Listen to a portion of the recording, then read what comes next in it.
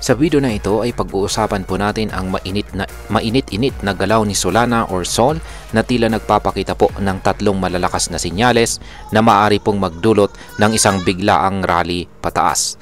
Kung isa ka pong crypto trader o investor dito sa Pilipinas, siguradong mahalaga para sa iyo na malaman kung ito na nga ba ang tamang panahon para sumakay dito kay Solana bago po siya lumipad. Kaya ayan, sa video na ito ay aalamin po natin kung ano po ang dahilan kung bakit biglang dumadami ang mga whales na interesado dito kay Solana. Maliban po dyan ay meron pong nabuong cup and handle pattern sa chart ni Solana. Kaya aalamin na rin natin kung ano ang ibig sabihin yan. At saka, ayan, kahit na medyo mababa po ang kumpiyansa ng mga futures traders, yan, futures traders ay tila kabaliktaran naman po ang ipinapakita ng spot market at saka DeFi. Kaya yan ang mga bagay na siyang ating pag-uusapan sa video na ito. Pero bago po tayo magpatuloy ay pakibasa na lamang po muna ang disclaimer dito sa ibaba ng ating screen.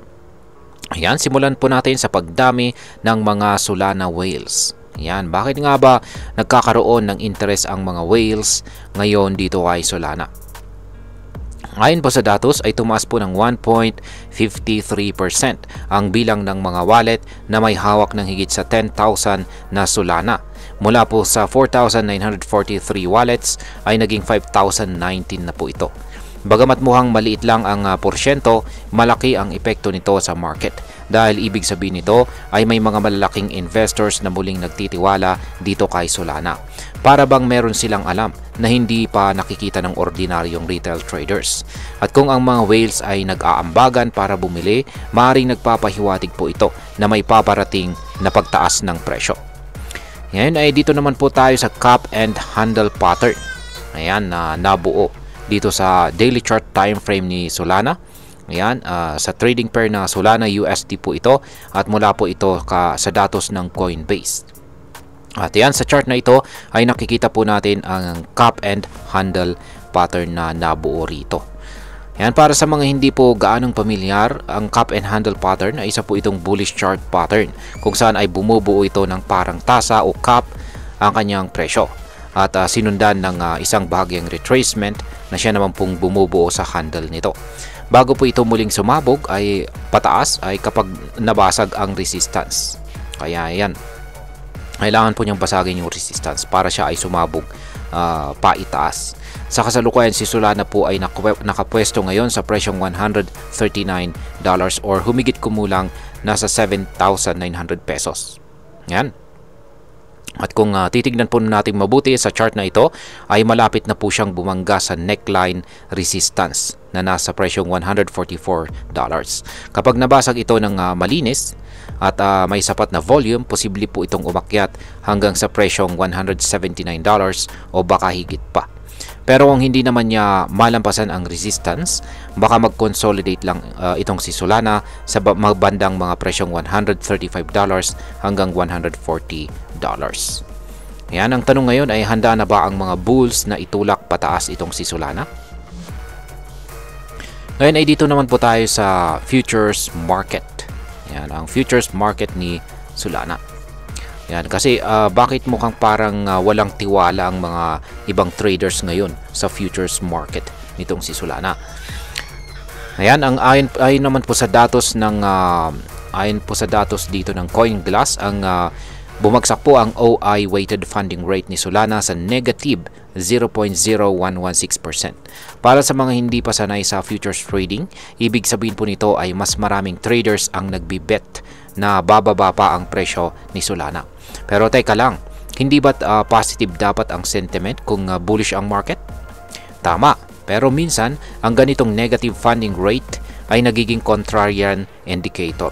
Kapag marami ang naka-short at biglang tumas ang presyo, napipilitan po silang i-cover ang position nila. At dito po nangyayari ang tinatawag na short squeeze. Sa madaling salita, lalong tumataas po ang presyo dahil sa panic buying ng mga short sellers. Ngayon, kapag pinagsama mo ito sa positive spot flows, mukhang may surprise attack na maaari pong gawin itong si Solana. Ngayon is ano naman po ang sinasabi ng spot market at bakit po ito mahalaga? Ayan. Bukod po sa futures ay may isa pang mahalagang bahagi ng market na hindi po natin dapat kalimutan at yan po ang spot market. Ito ang bahagi kung saan aktual na binibili at ibinebenta ang Solana, hindi lang mga kontrata. Nitong April 20 ay nakapagtala po itong si Solana ng $96.27 million na spot inflows kumpara sa 88.36 million na outflows nito. Ibig sabihin ay mas marami pong pumasok na pera kaysa lumabas. Kahit maliit lang ang net difference, patunay ito na may steady na accumulation sa likod ng mga galaw. Hindi ito hype. Ito ay dahang-dahang pagbili ng mga traders at investors na naniniwalang may long-term potential itong si Solana. Yan, dito naman po tayo sa DeFi ecosystem ni Solana. Yan, hindi pa dito nagtatapos ang mga bullish na sinyales. Pumasok rin ang DeFi or Decentralized Finance sa eksena. Sa loob lamang po ng 24 oras, tumaas po ng 3.11% ang total value lock or TVL ni Solana. Umabot po ito sa mahigit $9.018 billion. Sa madaling salita ay mas maraming pera ang nilalagay sa mga decentralized apps sa Solana blockchain. Ito ay hindi lang chismis, kundi aktual na paggamit ng network. Kapag tumataas po ang DeFi activity, ibig sabihin ay may real adoption na nangyayari, hindi lang trading speculation. Isa ito sa mga pinakamagandang indikasyon na si Solana ay buhay, gumagalaw at lalong lumalakas. Ngayon ay ano ang maaari pong mangyari kung pagsamahin ang lahat ng sinyalis na ito? Ayan, kung pagsasamahin po natin lahat ng datos na ito ay tumataas po ang bilang ng mga whales, bumubuo ng textbook na bullish pattern si Solana, mayroong negative funding rate pero may positive accumulation at ang DeFi activity ay muling sumisigla. Ang ibig sabihin ng mga ito ay may potensyal po na sumabog pataas si Solana basta't malampasan po niya ang presyo na $144 na isang resistance. Kung mangyari po ito, posibleng target po niya ay ang $179 or baka higit pa. Ngunit kung hindi, ay baka manatili muna siya sa kanyang sideways movement or consolidation. Pero tandaan po natin, kahit gaano pa kaganda ang mga indicators, ay mahalaga pa rin ang risk management. Hindi garantiya ang anumang prediction sa crypto. Ngayon ay pag-usapan naman po natin ang posibleng maging epekto nito para sa atin bilang mga Pinoy crypto traders at investors ni Solana. Para sa atin, bilang mga Pinoy na nandito sa crypto, isa po itong mahalagang development. Una ay nagbibigay po ito ng insight kung paano po gamitin ang tamang analysis at galaw ng market. Hindi lang tayo dapat tumingin sa presyo, kundi pati na rin sa mga indicators gaya ng whale activity, chart patterns, funding rates at saka DeFi adoption. Pangalawa, kung naghahanap po tayo ng altcoin na may magandang potensyal sa short term to mid term, si Solana ay isa sa mga dapat bantayan, lalo na kung sakaling mangyari ang breakout. Maaring ito ang pagkakataon na mag-position bago pa ito makita ng karamihan. Bilang panghuli, ay ang masasabi ko naman tungkol dito ay si Solana ay isang project na hindi lang mabilis kundi may aktual na ecosystem na patuloy na nag-i-expand.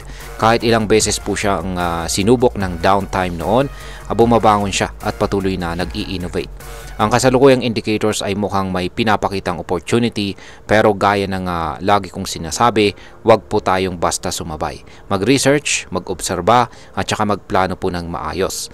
Hindi lahat ng araw ay para sa rally pero kapag sabay-sabay na ang sinyales, baka ito na nga ang simula. At ayan, hanggang dito na lamang po tayo sa video na ito mga ka-crypto. Marami pong salamat sa panonood. Ingat po tayo lagi at God bless po sa ating lahat.